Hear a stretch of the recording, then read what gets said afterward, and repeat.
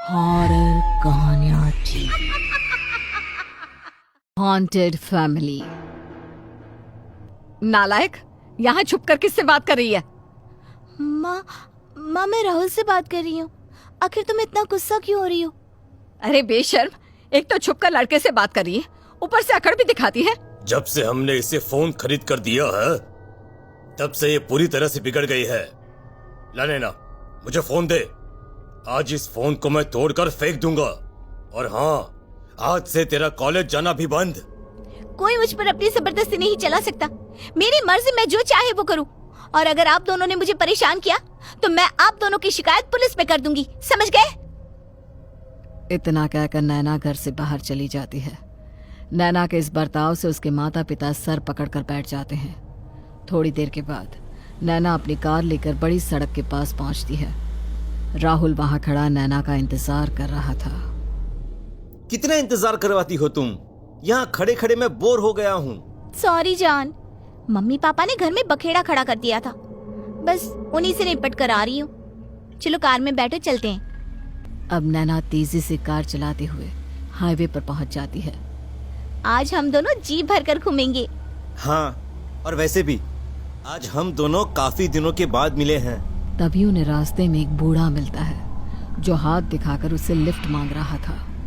देखो नैना, वो बूढ़ा बेचारा सड़क पर खड़ा लोगों से लिफ्ट मांग रहा है। चलो चलो उसे भी अपनी कार में बैठा कर उसे उसकी मंजिल तक पहुंचा देते हैं। राहुल की बात सुनकर नैना कार रोक देती है। अरे बच्चों, मैं यहीं पास में पहाड़ी पर रहता हूँ। क्या तुम दोनों मुझे वहाँ छोड़ दोगे? हाँ हाँ, आइए बैठिए। उसके बाद बूढ़ा कार में बैठ जाता है। फिर थोड़ी दूरी पर पहुंचने पर उन्हें रास्ते में एक बुढ़िया दिखाई देती है। वो मेरी पत्नी है, उसे भी कार में बैठा लो। वो बाजार में सामान खरीदने गई थी। बूढ़े की बात पर जब नैना की नजर बुढ़िया के हाथों पर पड़ती है तो उनके पास कोई सामान नहीं होता, जिसे देखकर उसे बड़ी हैरानी होती है। पर वो ये सब नजरअंदाज कर बुढ़िया को भी कार में बिठा लेती है। फिर बूढ़े के बताए हुए रास्ते पर नैना कार चलाते हुए एक पहाड़ी के ऊपर पहुंच जाती है, जहां पूरी पहाड़ी पर बस एक बहुत बड़ा बंगला बना हुआ था। अरे बाप रे, ये बंगला तो बहुत बड़ा है। क्या आप दोनों यहाँ अकेले रहते हो? हाँ बेटी, हम दोनों यहाँ अकेले रहते हैं। रिश्तेदार के नाम पर भी कोई नहीं। हम दोनों बस इंतजार कर रहे हैं कि जल्द से जल्द मौत हमें अपने साथ ले जाए और हमें इस जिंदगी से छुटकारा मिले। बेटा, क्या तुम दोनों अंदर चलकर चाय पीना चाहोगे? मेरी पत्नी बहुत अच्छी चाय बनाती है। हाँ हाँ, नैना चलो, अब इतनी दूर आ गए हैं तो चाय भी पी लेते हैं। अब वो सब बंगले के अंदर चले जाते हैं। बंगले के अंदर ढेर सारी डरावनी तस्वीरें लगी हुई थी, जिसमें खून से लथपथ लड़कियों की लाशें दिखाई दे रही थी।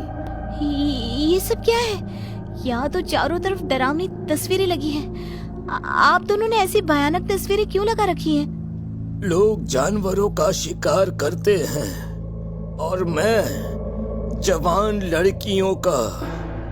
दरअसल मैंने इन सभी लड़कियों का शिकार किया है और इन्हें मारकर इनकी तस्वीर खींची है।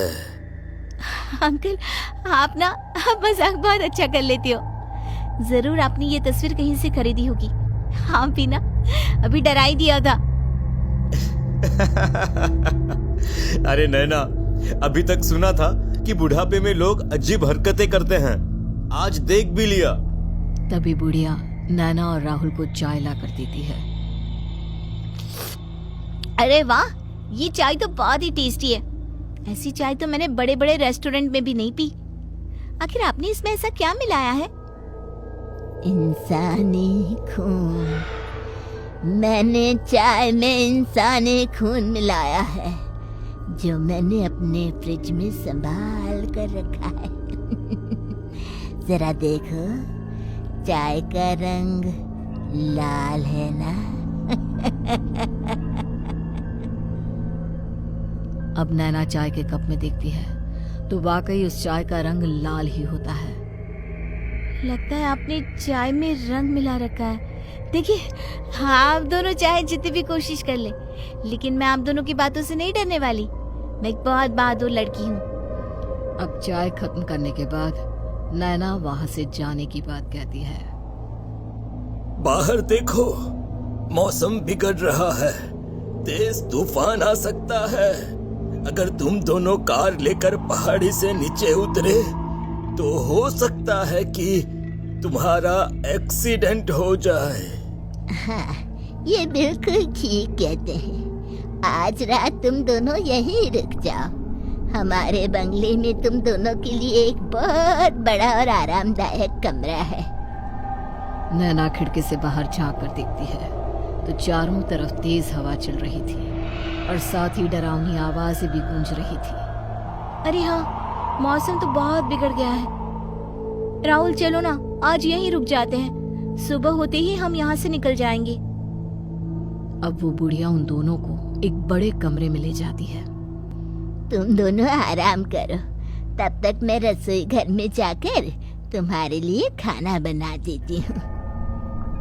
इतना कहकर बुढ़िया उन दोनों को वहां छोड़कर रसोई घर में खाना बनाने चली जाती है। तभी नैना देखती है कि बेड के बगल में इंसान की खोपड़ी रखी हुई है, जिसे देख अब नैना घबरा जाती है।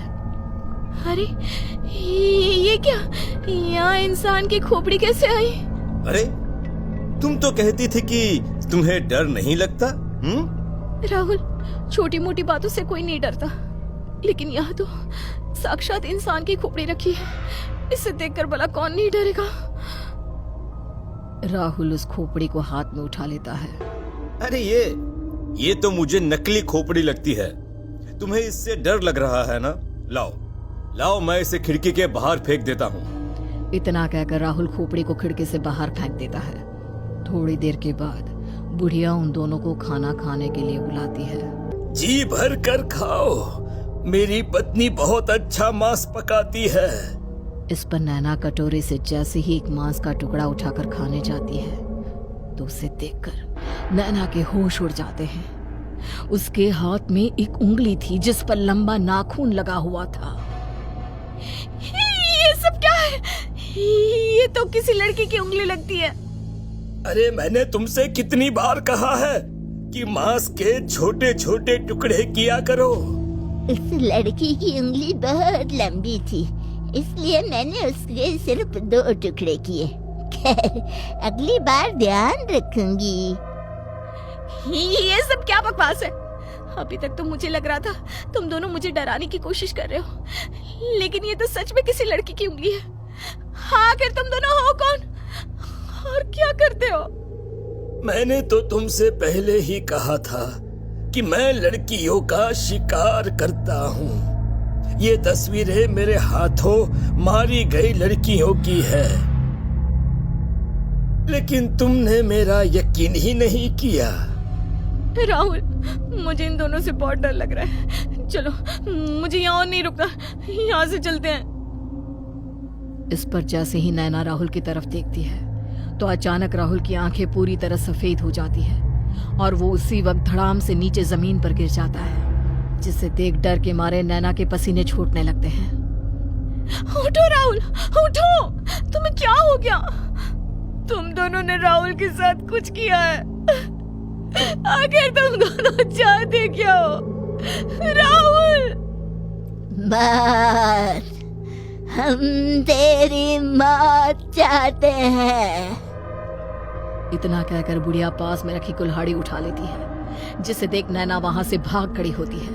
वो तेजी से भागते हुए बंगले से बाहर निकल बिना पीछे मुड़े लगातार भागती रहती है। काफी देर के बाद नैना पहाड़ी के नीचे मौजूद एक गांव में पहुंचती है। नैना को डरी सहमी देख गांव की कुछ औरतें उसे सहारा देकर एक पेड़ के नीचे लिटा देते हैं। ये लड़की कौन है और इस वक्त इस हाल में यहाँ कैसे? देखते ही देखते अब पूरा गांव वहां इकट्ठा हो जाता है। फिर थोड़ी देर के बाद नैना की हालत सामान्य होती है, जिसके बाद वो फोन करके अपने माता पिता को भी वहां बुला लेती है। बेटी, तू ठीक तो है ना? क्या हुआ तुझे? लेकिन नैना किसी को कोई जवाब नहीं देती, जिसके बाद नैना सबको पहाड़ी वाले बंगले की घटना बताती है। हे भगवान, आपकी बेटी तो आज मौत के मुंह से बचकर आई है, वरना उस भूत बंगले में जाने के बाद कोई इंसान जिंदा नहीं बचता।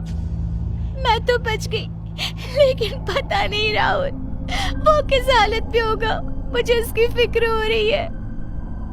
बेटी, जिस लड़की के साथ तुम वहाँ गई थी वो कोई इंसान नहीं बल्कि उन्हीं दोनों बूढ़े बुढ़िया का बेटा है।